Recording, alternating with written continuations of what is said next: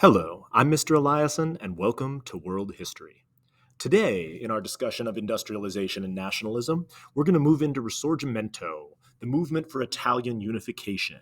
This is one of a number of different nationalistic movements that happened during this time period, and it's going to include a lot of the forces that we talked about before. So, hopefully, you remember the whole push to create a national identity and a nation state, and hopefully, you remember the conservative, liberal, radical sort of political and social groups that we talked about previously, because they're all going to show up here. And this is going to weave in and out of our narrative involving the Crimean War, the Second French Empire, and some of those other movements. So keep in mind, all of this stuff is connected together, and all of these stories are sort of intertwined with each other. So here are our objectives that we're going to be talking about here, and let's move forward.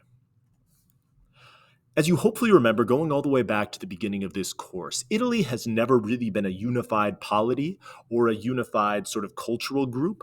And Italians, for the most part, going all the way back to, really the collapse of the Roman Empire and probably even a little bit before that, although Romanness did create a sense of unity in Italy, had seen themselves as more citizens of their local polity, of their city-state, than as Italians in general. There are some general cultural signifiers that all Italians had in common, some Roman heritage, a common language, Catholicism, things like that. So all of those pieces somewhat unified the Italians, but in general, they didn't see themselves as a unified group. And so that meant that Italy had been carved up in the years after the Renaissance into a number of other large empires. We've got the Pope controlling the middle part here in the Papal States. We've got northern Italy as part of the Austrian Empire. In the aftermath of the Napoleonic Wars, Sardinia and Piedmont are combined together, and the southern parts of Italy were generally under the control of Spain for a long time. So all of that means that the Italians were not unified together in any sense, and this is going to make it really difficult to create an Italian nation state. We really started to see the movement for Italian unification during the French Revolution. Napoleon conquered most of Italy, establishing sister republics, as we talked about in our French Revolution lessons, and bringing with him a lot of the reforms of the French Revolution. Freedom of religion, creating professional schools that created this middle class, bringing a sense of national identity, bringing in codified law. All of these innovations of the French Revolution are going to spread across Italy and are really going to take hold. And in the aftermath, much like in other places, you can kick out Napoleon, but kicking out all of the reforms that he brought with him is going to be much more complicated and difficult. And so in the years after the Napoleonic Wars, when the Congress of Vienna reestablishes the status quo and the Austrians and Metternich are ascendant, you're going to see a whole group of Italians who are going to become increasingly dissatisfied with the current state of things. They're going to see themselves as, minor ethnic groups that are basically ignored in a bunch of larger empires, or as citizens of minor states who don't have to be taken into account when you're talking about larger European politics. And so Giuseppe Mazzini is sort of the brainchild of this idea of Risorgimento. I'll let you read his piece, but it's pretty straightforward. Like, we should definitely have an Italy for Italians. The first step is to have this unified nation state. And without it, that's going to be, really problematic. And we're going to struggle to be on equal footing with the other nations of Europe. We start to see growing unrest, especially within the Austrian parts of the empire. And in Milan, we start to see a number of economic protests pushing back against sort of Austrian hegemony. Specifically, protests in which the Italians pledged not to smoke tobacco for a whole month, which apparently was a major sacrifice for them to make, in order to push back against what they saw as oppressive Austrian taxes. We're also going to see the rise of secret societies like the Carbonari, which form sort of nationalistic groups and clubs in order to try to mobilize the people, with the push being, we need our own Italian tricolor like the French tricolor. We need our own Italian identity like the French identity. And, we're going to push back against these hated Austrians and attempt to get our own nation state. This eventually erupts into protests during the 5 Days of Milan, in which Carbonari and Italian street fighters take to the streets of Milan, set up barricades, raise the tricolor, and try to fight back against the Austrian occupying forces. This, of course, because it's only the 5 days of Milan, is spectacularly ineffective. The Austrians bring in a general called Field Marshal Radetzky, and he is going to relatively easily clear out the barricades and kick out the Italian revolutionaries. But this is important because it demonstrates that there is this underground network and this call, this desire for Italians to rise up and create a place for them to have a national identity and a national country, much like the French had done. Eventually, this explodes into a larger First Italian War of Independence, with the King of Piedmont Sardinia, Charles Albert, attempting to become the first King of Italy. He's going to dive into this conflict, and Piedmont Sardinia, being the sort of richest of the Italian city-states, is going to become the driving force for Italian independence, with the sense being that they're going to be, similar to the way Prussia works in Germany, the most important of the Italian city-states, and the one that's going to have, if there's anyone who's going to have a chance to stand against the Austrian Empire, it's going to be Piedmont Sardinia. We're going to see this through a number of these nationalistic movements, with the most powerful of the sort of ethnic city-states leading the way, but everyone else is sometimes going to be skeptical of this, and we're not totally sure that the Papal States is going to want an Italy united under sort of Charles Albert and Piedmont Sardinia, much less Sicily and some of the other parts of Italy. And so this is going to be one of the things that these nationalistic leaders are going to have to grapple with, is if we do create an independent Italy, what does it look like? Is it all the Italian people join in together to form an Italy? Or is Piedmont Sardinia just going to sort of like gobble up the other parts of Italy and incorporate it into an already existing political and social structure that might not serve the needs of some of the other people on the Italian peninsula? And so that's going to be a real question, is how do we get the people of Sicily on board with this whole Charles Albert thing? In the end, it doesn't matter, because they really hoped that the Pope would be sort of the leader of this independence movement. The Pope, of course, is the leader of the Papal States, and had wielded some political power throughout history. They were also pushing to have a liberal constitution installed, which Charles Albert was not a big fan of. And so both of these things, the fact that Charles Albert really didn't seem ready to push through liberal reforms, and the fact that the Pope decided to not embrace Risorgimento, are going to lead to the whole thing failing. So here's Pope Pius IX on Risorgimento. Take a moment, read it, and we'll move forward. Austria and Field Marshal Radetzky then launch their invasion.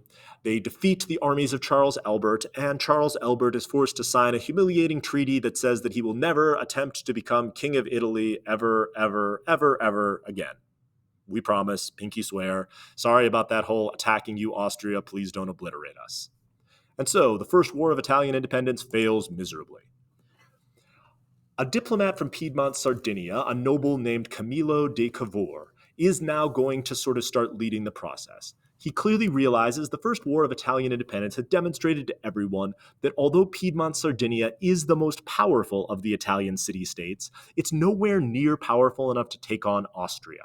So we're going to need alliances with other European countries if we're going to be able to take on Austria. And so he's going to start doing some back-channel diplomacy with a variety of different people who hate the Austrians, which there are a lot of them, in order to try to get assistance in order to push for this whole Italian unification thing.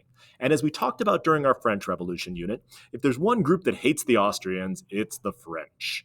And so Camillo de Cavour is going to go into negotiations with our good friend Napoleon III, who, as you hopefully remember from Lesson 3, is still sitting as Emperor of France, I guess? And so he's going to try to push nationalism through unity and getting foreign aid. He does this in the Crimean War, where he's able to ally himself with France in order to fight first this war against the Ottoman Empire. The Crimean War is a really messy, complicated war between Russia and the Ottoman Empire. He's going to lend his support to the French, who are lending their support to the Ottomans for reasons that are super complicated and arcane. We'll get into the whole Crimean War when we really get into the Ottoman Empire and Russia. But by jumping in on the side of France, England, and surprisingly the Ottomans, Camillo de Cavour is going to get some foreign support for his independence movement. He's then able to declare the Kingdom of Italy, annexing some of the northern portions of Italy here, specifically Milan, which makes the Austrians very upset, but they don't necessarily want to go with the French. And then Napoleon is also going to occupy some of the areas of central Italy, promising to first make Rome part of Italy and then later holding it for himself, because if you know anything about Napoleons, it's that they can't be trusted. Here's Cavour and Napoleon. And so as you can see here, this support allows them to annex Milan, and they think they're getting Rome, although they're really not. We'll talk about Rome later. So all of this French aid is going to make the Austrians fall back and is going to lead them to not be able to retake Milan. And so with the backing of Napoleon, we get the first bite of Italian unification. Then he's going to get into alliance with the Prussians, who, as part of the whole process of German unification, which we're going to talk about in the next lesson, are attacking the Austrians for wholly different reasons. And so, with the support of the Prussians, we're going to see Piedmont Sardinia attack the city-state of Venice and the area around it, known as Venetia. He does this in order to help distract the Austrians as part of a war called the 7 Weeks' War, which again we'll get into from a German perspective a little bit later. And so they take another bite and take over Venice and add that to this whole Kingdom of Italy thing. At this point, they still do not have Rome, which is under French occupation, and we still do not have southern Italy. So they're going to have to find some ways to get those groups, which are much more skeptical about this whole Piedmont Sardinia thing, involved. In order to rally the people of Sicily, and especially the Kingdom of the Two Sicilies, which apparently is both Naples and Sicily, not quite sure why two Sicilies, but again, they bring in a revolutionary named Giuseppe Garibaldi. He had fought in the wars of Spanish-American independence and had also fought in the wars of 1848 in Germany. He was a dedicated radical revolutionary who believed that unifying Italy and freeing them from the Austrians was the first step towards this sort of global socialist revolution. So he is going to lead a popular uprising in southern Italy against, at this point, the Spanish who are ruling it, and mobilize the lower class people in order to have this popular uprising drive the Spanish out. The Spanish have been substantially weakened at this point, and so his popular uprising succeeds. He's able to force out the Spanish with the help again of the navy of France. And so with French naval help, he's able to conquer the southern parts of Italy. And then he and his red shirts, red because of the whole communism thing, are able to march northward, unify the people, and eventually take the city of Rome. So by unifying southern Italy, Garibaldi is now going to unify together with Cavour, creating this new polity called Italy. So with Rome falling to the radicals, we eventually create this country of Italy, and they're going to accept King Victor Emmanuel II, who has now taken over from Charles Albert, as the King of Piedmont Sardinia, as the King of Italy, if he agrees to accept a constitution and rule as sort of a constitutional monarch. And so for Garibaldi, we're kind of taking a step towards the sort of global revolution by having the bourgeois revolution happen in Italy, even if we don't go all the way towards socialism that he would have wanted. And Italy is going to become an independent country. So this is the process of Italian unification. Here's King Victor Emmanuel's speech to the parliament in Rome. You can see hopefully some of these, so take a moment, pause and read and answer questions. And hopefully you can see some of the liberal reforms that are promised moving forward here, and also the goals of creating a stronger nationalistic state for Italy. So here's our objectives for the end. Hopefully this makes sense to you and you can write your CEI with some detail and knowledge. Next time, we'll start talking about German unification, and thank you for listening.